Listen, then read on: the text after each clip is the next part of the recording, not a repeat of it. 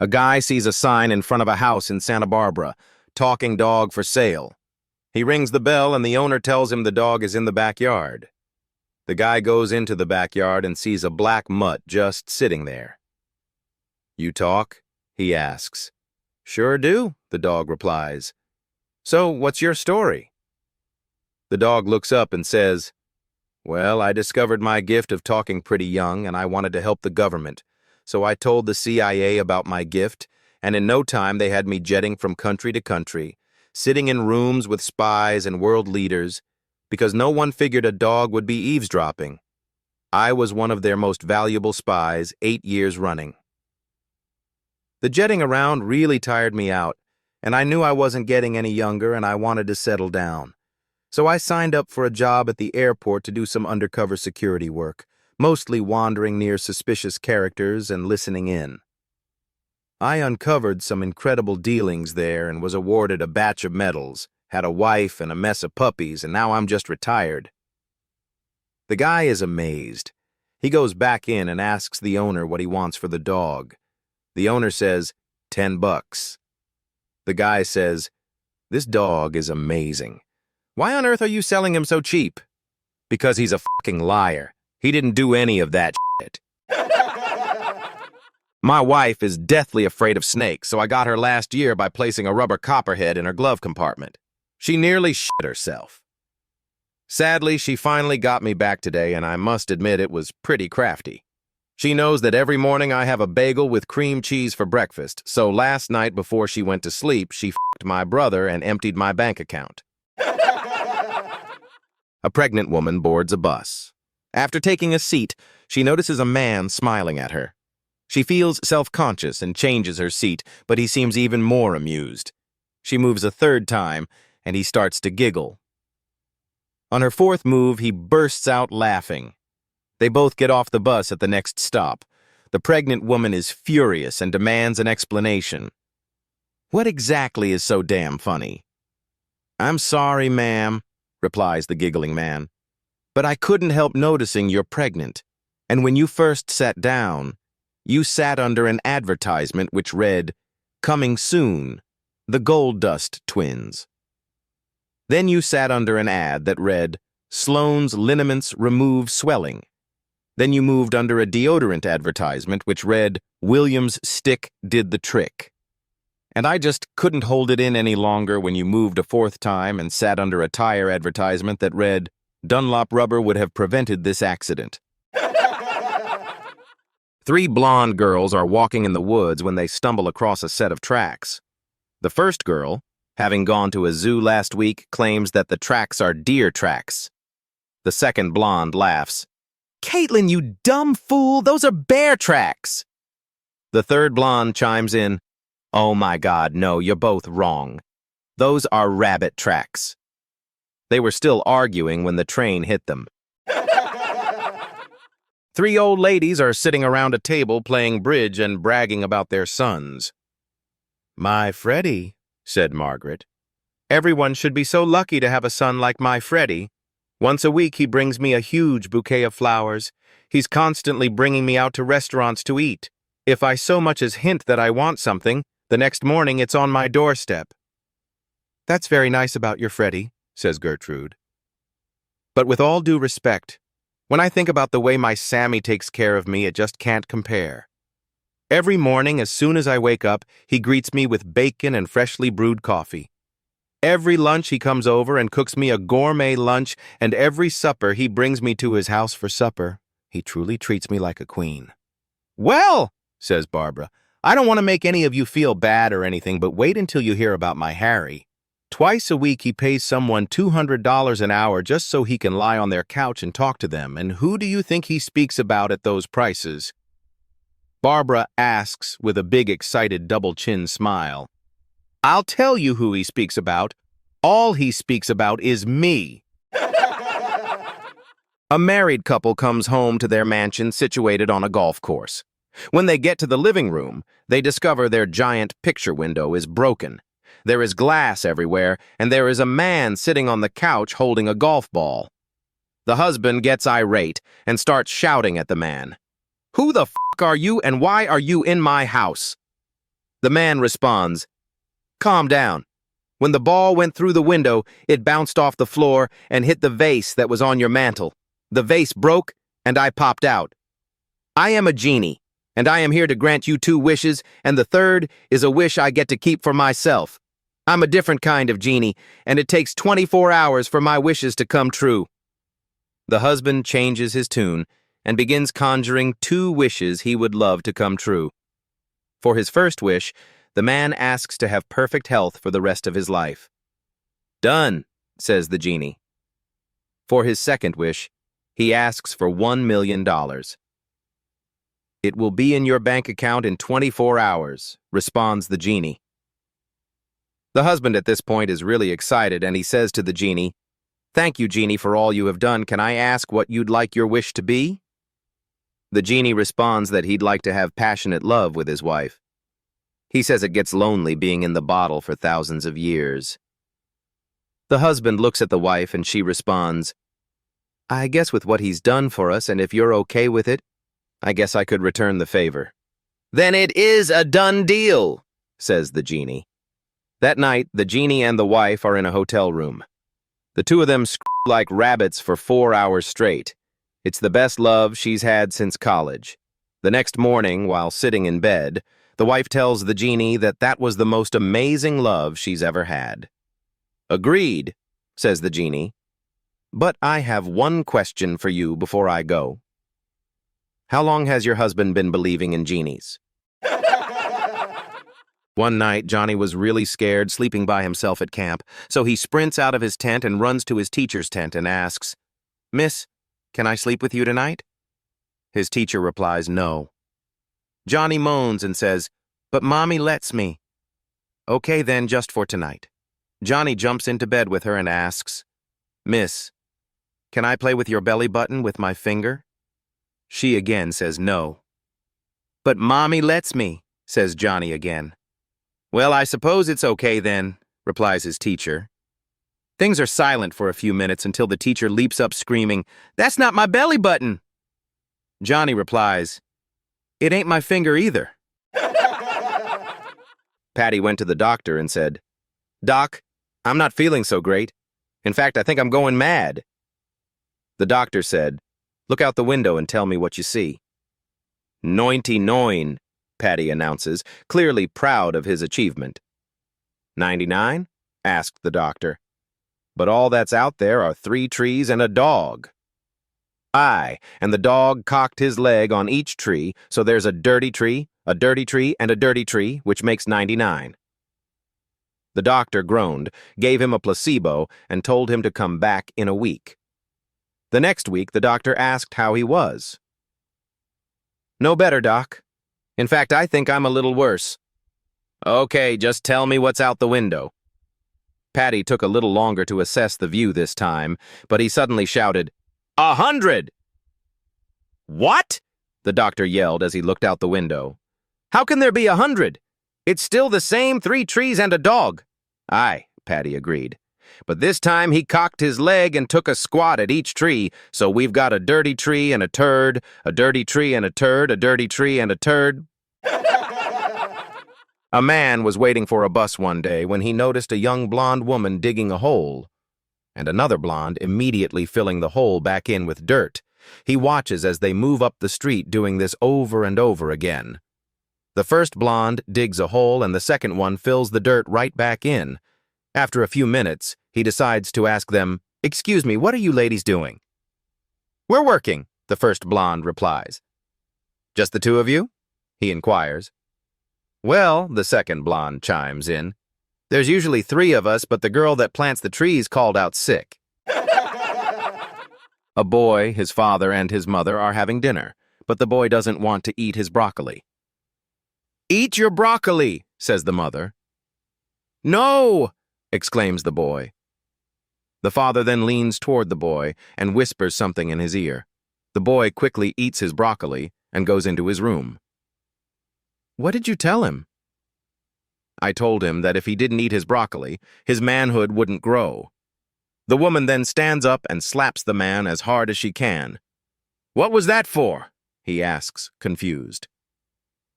for not eating your broccoli when you were a child. At the circus, the lion tamer strolls into the caged ring where there's one huge lion. The brave tamer says to the audience, "Past ass, watch this." He then walked up to the lion, opened its mouth and stuck his willy right in. Then he slapped the lion on the head really hard and slowly removed his boy bit. Well, the audience was very impressed, with much applause and shouts of delight. Now then, if there's anyone out in the audience who thinks they can do that, I'll give them $500. Any takers? A little old man stood up and said, "Yes, I'll give it a go." The audience went wild.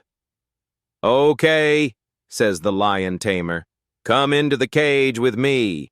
You're very brave to give that a go. Are you afraid?" And the little old man said, "No, not really. Just as long as you don't slap me as hard as you slapped that lion." A Christian priest in Africa being chased by a lion is running for his life. While he is running full speed, thinking about how to get away from this situation, he starts praying, asking God to please turn the lion into a good Christian. He hears a voice from the sky that says, "Your prayer has been answered." Suddenly, the lion catches up to him and jumps him, trapping him. And miraculously, the lion stops, puts his two front paws together, and starts talking. "Thank you, Father, for this delicious meal I'm about to eat. Amen." A woman walks into the produce section of the supermarket and asks the man stocking oranges, "Excuse me, sir, where can I find the broccoli?" The man replies, "I'm sorry, ma'am, we're fresh out of broccoli, but we'll have some tomorrow." The woman walks away, comes back a few minutes later, taps the man on the shoulder and says, "Where's the broccoli? I can't find the broccoli." The man says, "Ma'am, I already told you we don't have any broccoli. We'll have some tomorrow." The woman walks away. Comes back a few minutes later. "I still can't find the broccoli. I looked everywhere." The man looks at her strangely and says, "How do you spell cat, like in catastrophe?" The woman says, "C-A-T." The man says, "Great, now how do you spell dog, like in dogmatic?" D-O-G. "Good, now how do you spell like in broccoli?" The woman says, "There is no in broccoli." The man says, "That's what I'm trying to tell you, lady." An Airbus is flying 30,000 feet in the air at 200,000 miles per hour. Suddenly, a Eurofighter jet pulls up and slows down beside it and radios it. "Boring flight, huh, Airbus? Watch this." The fighter proceeds to flip upside down and speed up, breaking the sound barrier before corkscrewing to skim the ocean and coming up back beside the Airbus. "What did you think?" The Airbus pilot replies, "Not bad, but look at this." The Airbus proceeds to fly straight for the next 5 minutes before the pilot comes on the radio again. "See?" The fighter pilot is perturbed. "I don't get it. What did you do?" "I got up, stretched my legs, went to the bathroom, and got a cinnamon bun." A broccoli, a tomato, and a yam were running in a race. The broccoli got off to a great start, but being a green runner, he didn't have enough stamina to finish the race. The yam and the tomato were neck and neck for the first mile, but the tomato fell behind. The ram was about to reach the end of the race when he collapsed from exhaustion right in front of the finish line. Over the course of the next hour, the tomato ran the entire length of the race and won. Why was the tomato so successful? The tomato paced itself. Two hunters were out in the woods and got lost. After a while, they decided they were going to have to make camp for the night. While looking for a place to settle down, they came across a giant green monster. After a struggle, they managed to kill the beast. A bit of time by, and one of them says, "I am pretty hungry. Do you think we could eat the monster?" The other replies, "I don't know. It looks pretty unappetizing, but I am hungry, so let's give it a try." They build a fire and cook some, and after a while one is brave enough to take a bite. The other hunter says, "Well, how is it?" The first hunter replies, "Hey, it's a mediocre." One day the bishop is not available, so the priest is in charge of the confessions. First woman comes in and says, "Father, I have insulted my husband." The priest replies, "That will be 20 Hail Marys, and all will be forgiven." Next, a man confesses, "Father, I have hit my wife." The priest say, "A very serious affair, 50 Hail Marys and an apology to your wife."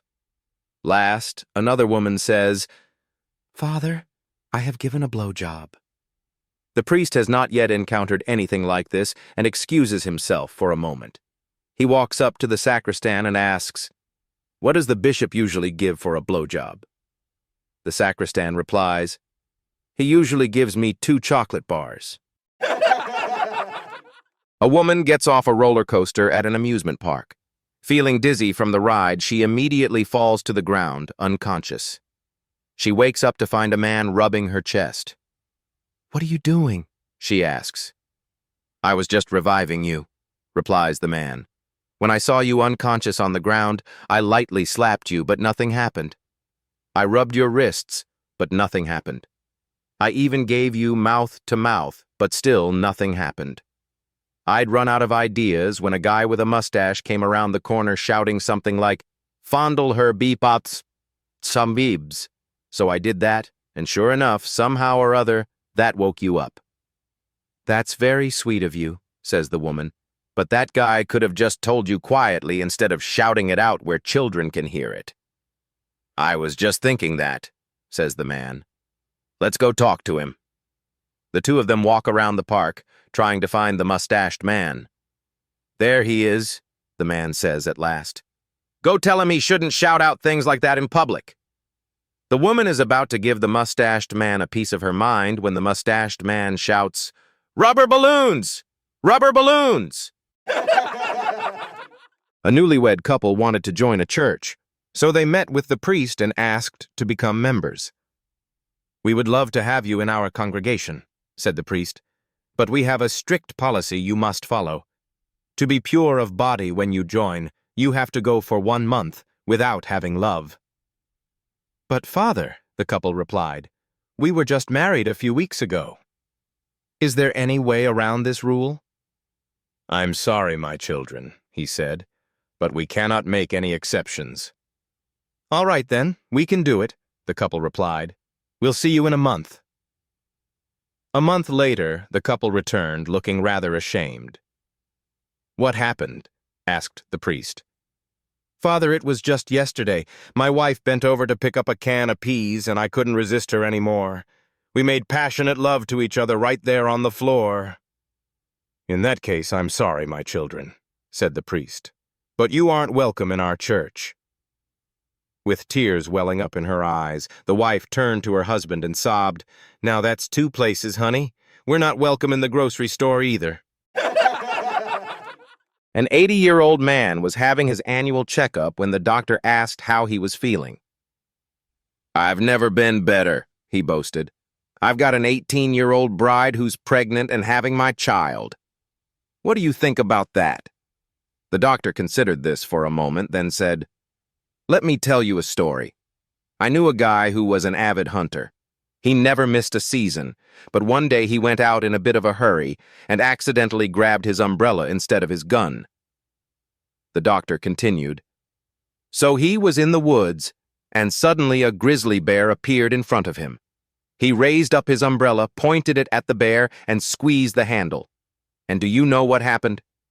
The doctor queried. Dumbfounded, the old man replied, "No, what?" The doctor continued, "The bear dropped dead in front of him." "That's impossible," exclaimed the old man. "Someone else must have shot the bear." "That's kind of what I'm getting at," replied the doctor.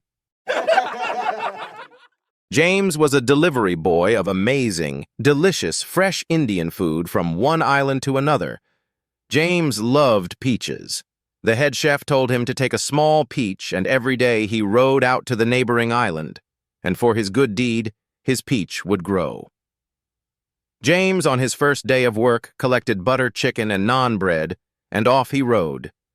He arrived at the island where Willy Wonka, the Twits, BFG, and Matilda lived and offered them the delicious food. On returning to the boat, sure enough, his peach has grown. Next day, James picks up samosas, tandoori chicken, and gulab jamans and rows out to the same island and gives Willy Wonka, the BFG, the Twits, and Matilda their food. Again, James's peach has grown.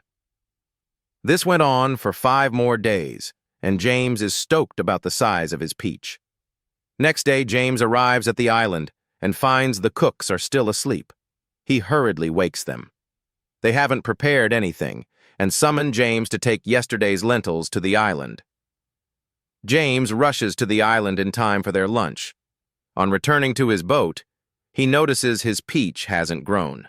He turns to Willy Wonka, BFG, the Twits, and Matilda, and asks them why today his peach hasn't grown, to which they replied, "Because today you row old doll."